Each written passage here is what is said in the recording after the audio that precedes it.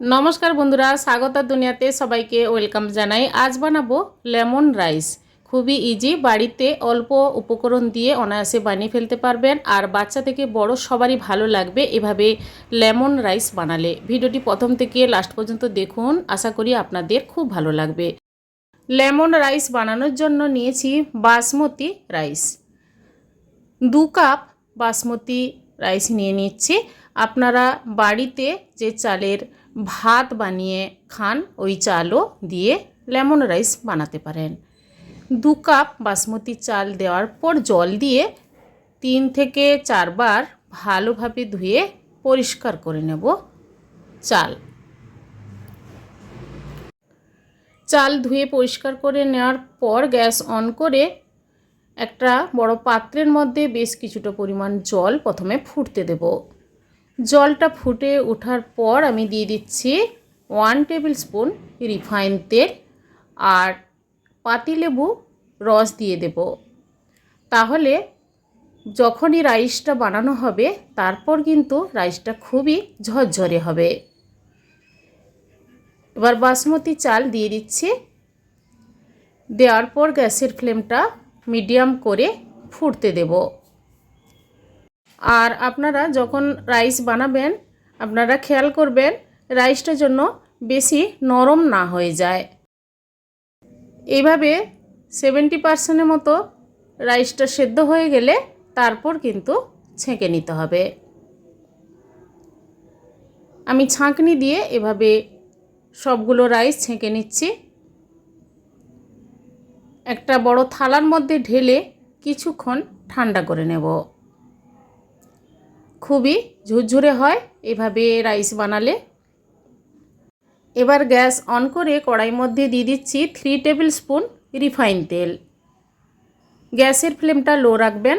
তারপর দিয়ে দিচ্ছি কালো সর্ষে 1 টেবিল স্পুন, 3 থেকে 4টে শুকনো লঙ্কা ফাটিয়ে দিয়ে দিলাম। চিনেবাদাম দিয়ে দিলাম হাফ বাটির মতো। তেলের সঙ্গে প্রথমে চিনেবাদাম নাড়াচাড়া করে নেব। তারপর দিয়ে দেব কারি পাতা। লেমন রাইসে কারি পাতা দিলে কিন্তু টেস্টটা খুব ভালো হয়। কারি পাতা দেওয়ার পর নাড়াচাড়া করে দিয়ে দেব চানা ডাল 2 টেবিল স্পুন। চানা ডাল দেওয়ার পরেও বাদামের সঙ্গে ভেজে নিতে হবে। গ্যাসের ফ্লেমটা হাই করবেন না, তাহলে পুড়ে যাবে সমস্ত মশলা। এবার দিয়ে দেব গ্রেট করে নেওয়া আদা 1 টেবিল স্পুন। আদার গন্ধ যতক্ষণ না যাচ্ছে তেলের সঙ্গে নাড়াচাড়া করে নেব।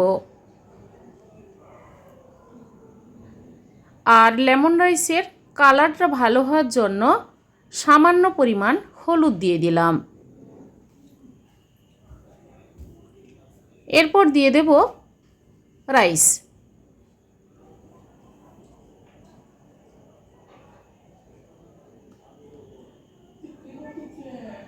গ্যাসের ফ্লেমটা লো রেখে লেমন রাইস বানিয়ে ফেলতে হবে।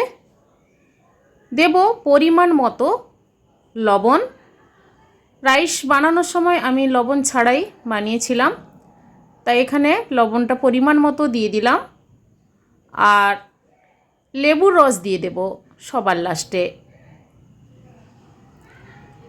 এবার নাড়াচাড়া করে গ্যাস অফ করে কিছুক্ষণ স্ট্যান্ডিং টাইমে রেখে সার্ভ করে নেব অসাধারণ স্বাদের লেমন রাইস।